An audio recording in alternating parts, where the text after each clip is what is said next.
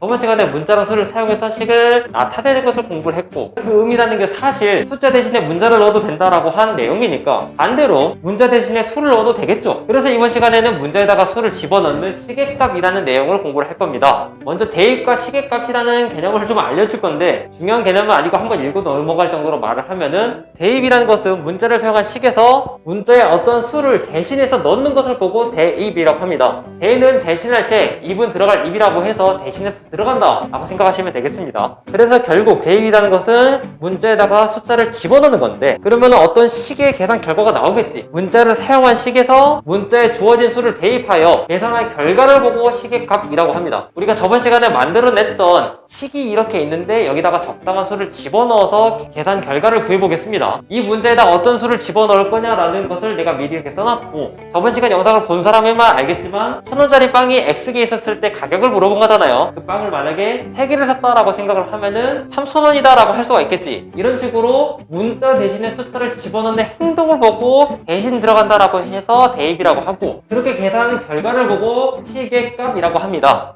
여기서는 y 대신에 5를 집어넣는 행동이 대입이 될 것이고, 그렇게 계산한 결과 25라는 게 시계값이 된다라고 생각하시면 되겠습니다. 나머지도 다 대입을 해보면은 이렇게 계산 결과가 나오겠지. 이런 것들을 보고 다 시계값이고 각각을 대입해서 만들어진 결과다라고 생각하시면 되겠습니다. 어렵지가 않죠? 결국 문자식을 만드는 이유가 뭘까요? 문자에다가 수를 대입을 해가지고 식의 결과를 얻어내는 것을 하기 위해서 이런 과정을 겪어왔던 겁니다. 그럼 본격적으로 여러 개의 문자랑 여러 개의 숫자를 가진 식을 만들어 보겠습니다. 이렇게 여러 개의 문자나 숫자로 이루어진 식을 내가 만들어 봤는데, 이렇게 만들었으면 얘도 이름이 있어야 될 거 아니야. 지금부터 얘들의 이름을 정해주고 한번 넘어가 봅시다. 내가 정하는 게 아니라 수학자들이 정하는 거예요. 여기 보면은 2x 플러스 3y의 제곱 마이너스 4z의 5제곱이 있는데, 이거 하나하나를 보고 항이라고 합니다. 그래서 2x도 하나의 항이고 3y 제곱도 하나의 항이고 마이너스 4z의 5제곱도 하나의 항이다 라고 말할 수가 있고, 중간에 플러스 7도 추가했습니다. 숫자로만 이루어져 있는 플러스 7 같은 경우도 항이 되겠습니다. 여기서 항수항이라는 게 있는데, 항상 수인 항을 보고 상수항이라고 합니다. 그러니까 이 항들 중에서 항상 수인 게 뭘까라고 생각을 해보면은 플러스 7이 되겠지. 이런 식으로 항상 수인 항을 보고 상수항이라고 합니다. 개수라는 개념이 있는데, 문자 앞에 달려진 숫자를 보고 개수라고 한단 말이야. 만약에 x의 개수를 물어본다라고 하면은 x 앞에 달려있는 숫자를 보고 물어본 거니까 2가 될 것이고, y제곱의 개수를 물어본다면은 y제곱 앞에 달려있는 숫자를 물어본 거니까 3이 될 것이고, z의 5제곱의 개수를 물어본다면은 4가 아니라 마이너스 4가 개수가 됩니다. 마이너스도 숫자예요. 이런 식으로 항이 여러 개 있는 식을 보고 다항식이라고 하고, 만약에 이런 식으로 항이 하나만 있었으면은 짧을 단이라는 한자를 써서 단항식이라고 합니다. 다항식이 단은 말을 다해요. 그 다음에 차수라는 개념을 알려줄 건데, 차수라는 것은 문자가 곱해진 개수를 보고 차수라고 한단 말이야. 거듭제곱의 지수를 읽으면 됩니다. 그럼 여기 있는 2x라는 항은 x의 1제곱이라고 문자가 하나 곱해졌으니까 1차가 될 것이고, 3y의 제곱은 y가 2개 곱해졌으니까 2차가 될 것이고, 마이너스 4z의 5제곱이라는 항은 z가 5번 곱해졌으니까 5차가 되겠습니다. 그래서 이 전체 다항식의 차수를 물어본다면은 가장 큰 것을 대답을 해야 되기 때문에 이 다항식은 5차가 되겠다라고 대답하시면 되겠습니다. 숫자는 무궁무진하기 때문에 1차, 2차, 3차, 4차, 5차, 뭐 100차, 1000차 이렇게 엄청 많겠지만, 중학교 1학년 과정인 지금은 가장 간단한 차수인 1차만 공부를 할 겁니다. 1차식만 1차식, 그러니까 다항식의 차수가 1차인 것만 공부를 하겠다라는 건데, 3x 플러스 2 이런 식으로 1차인 것만 공부를 하겠다라고 한 겁니다. 근데 약간 함정이 몇 개가 있을 수가 있는데, 차수라는 게 문자가 곱해진 개수라고 했잖아. 3x 플러스 2y라는 식이 있으면은 얘도 1차고 얘도 1차기 때문에 얘는 1차식이 맞습니다. 근데 3x 플러스 y분의 2라는 식이 있으면은 얘는 1차식이 아니에요. 왜 아니냐? 분모에 y가 하나 곱해진 거기 때문에 맞지 않아요 라고 할 수가 있는데, 분모에 있는 것은 인정을 하지 않습니다. 중요한 내용이에요. 분모에 있는 차수는 인정하지가 않습니다.